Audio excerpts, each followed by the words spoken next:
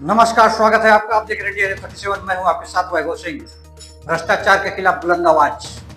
आपको बता दें, अम्बेडकर नगर जिले के बसखारी थाना क्षेत्र के अंतर्गत जागीरगंज हसवर मोड़ पर एक बेशकीमती जमीन पर कुछ दबंगों ने जबरन तरीके से कर लिया अवैध कब्जा। आपको बता दें, पीड़ित व्यक्ति घनश्याम यादव ने बताया कि हमारी पुश्तैनी जमीन घाटा संख्या 401 पर कुछ दबंग भू माफिया जो कि कौड़ी के दाम में जमीन खरीदकर अवैध अतिक्रमण कर लेते हैं। घनश्याम यादव ने बताया कि उनकी जमीन को भू माफियाओं ने राजस्व विभाग के साथ मिलकर कब्जा कर लिया गया।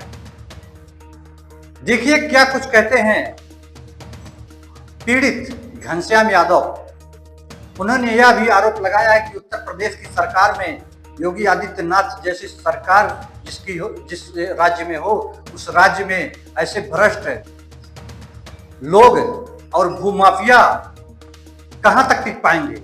नमस्कार, स्वागत है आपका। आप देख रहे हैं इंडिया न्यूज़ 37। मैं हूं आपके साथ वैभव सिंह। जैसा कि आपको बता दें, ज़मीनी विवाद को लेकर आए दिन खूनी संघर्ष होता रहता है। ऐसा ही मामला एक आज अम्बेडकर नगर जिले के बसखारी थाना क्षेत्र के अंतर्गत मलिकपुर गांव से आ रहा है, जहां पर कुछ भूमाफिया किस्म के लोग ने प्रशासन और राजस्व विभाग की मिलीभगत से पूरी ज़मीन जो कि खतौनी की ज़मीन है उसको कब्जा कर लिया है। यह अभी हम हमारे सामने देख सकते हैं। ये जो पीड़ित व्यक्ति हैं, यह पूरी घटना बताएंगे आप लोगों को, किस तरीके से घटना को अंजाम दिया गया है और किस तरीके से भूमाफिया द्वारा ज़मीन को कब्जा किया गया है। तो आइए हम सबसे पहले बात करते हैं इनसे। क्या नाम है आपका? मेरा नाम घनश्याम। क्या मामला है आपका जो है कि सुनने में आ रहा था कि ज़मीन आपका कब्जा हो गया? हमारा मामला है बसखारी जंगीगंज रोड पर घाटा संख्या 401। किस जगह पर है ज़मीन? जमीन मौके पर हसवर मोड़ किराए पर ये ज़मीन मौजूद है। मेरी पुश्तैनी ज़मीन है और उस ज़मीन को भू माफिया राकेश यादव और रणजीत पासवान व सुरेंद्र यादव सरकारी महकमा लेकर के पुलिस बल के साथ तहसीलदार साहब को मौके पर 4 घंटा बिठा करके जबर कब्जा कर लिए। वहाँ पर यदि मैं जाता तो मुझे बंदी बना लेती, इसलिए मैं वहाँ गया नहीं। हमारी सब ज़मीन हड़प ली। यही मेरी सिफारिश है, यही मेरी गुजारिश है। क्या ज़मीन जो है ये पुश्तैनी ज़मीन है? ये ज़मीन हमारी पुश्तैनी है। कितनी ज़मीन होगी? 2/14 ज़मीन हमारी। तो ये कितनी तारीख कब्जा की गई? 3 तारीख को ज़मीन हमारी कब्जा की गई है।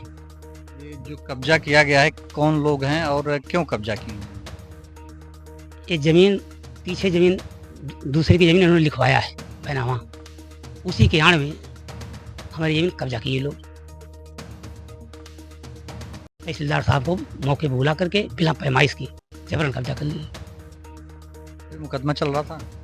मौके पर इसमें कोई मुकदमा नहीं था, केवल बैनामा लिखवाए और उसी गाड़ में ऐसा किया हमने। मतलब जो दबंग भूमाफिया हैं वह जो है कोई ज़मीन खरीदे थे? ज़मीन खरीदे थे दबंग भूमाफिया। हम 401 के पीछे घाटा संख्या 402। तो जो घाटा संख्या आपका है उसके पीछे उन लोगों की ज़मीन थी? जी, घाटा संख्या 401 के पीछे 402 घाटा संख्या है। वो ज़मीन भूमाफिया ने खरीदा, उसी के आड़ में हमारी ज़मीन कब्जा कर ली। आपका आरोप है कि यह लोग जो है अपनी ज़मीन के साथ साथ आपकी भी ज़मीन कब्जा कर ली? जी, हमारी ज़मीन के साथ साथ अपनी ज़मीन का कब्जा कर लिए। ये कब्जा कराने में किन लोगों का हाथ?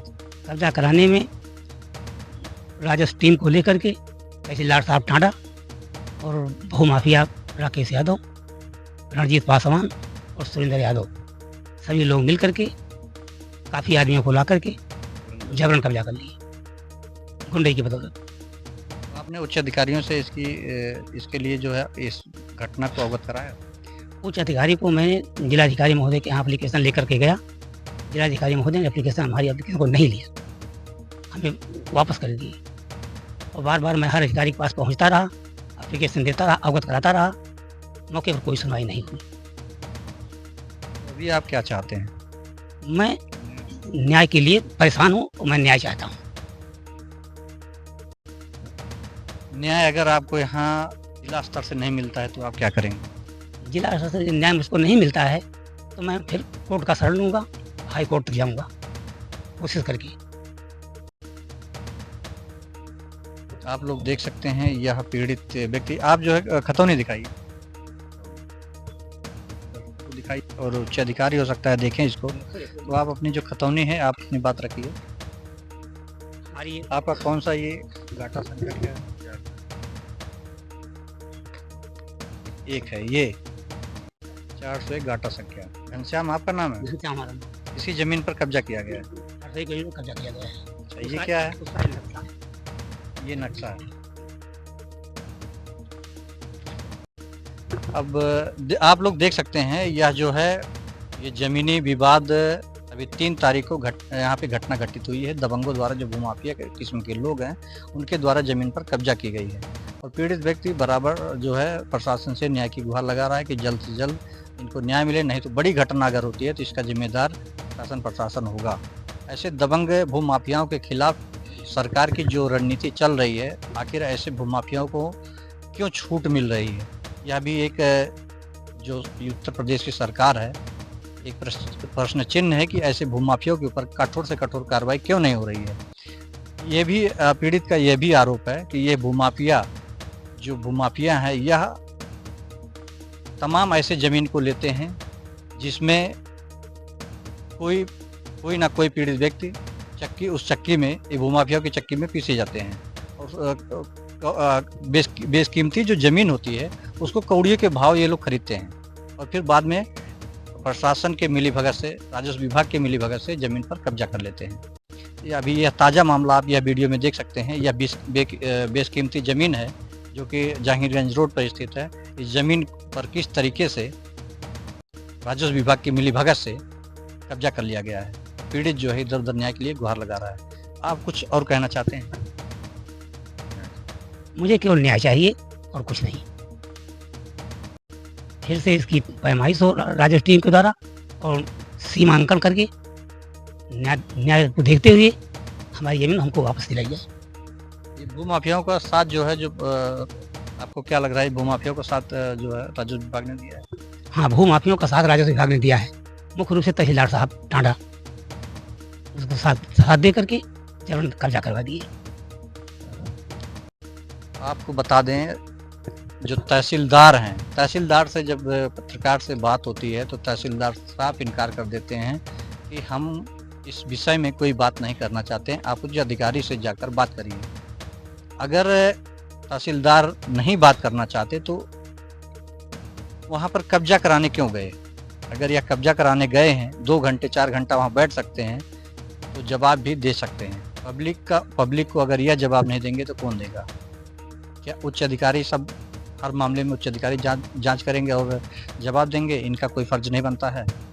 आखिर कोई गरीब व्यक्ति जब होता है, गरीब व्यक्ति के यहाँ कोई भी मैटर होता है, ज़मीनी विवाद होता है तो वह दर बदर ठोकर खाने पे मजबूर हो जाता है, न्याय की गुहार लगाता रहता है। लेकिन उसके घर पर ऐसे भ्रष्ट कह सकते हैं ये लोग क्यों नहीं पहुंचते और क्यों जांच पड़ताल कर उनको भी न्याय दिलाया जाए?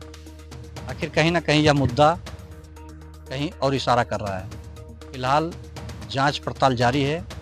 बहुत जल्द पूरा भ्रष्टाचार का जो कुंडली है वह पब्लिक के सामने आ जाएगी।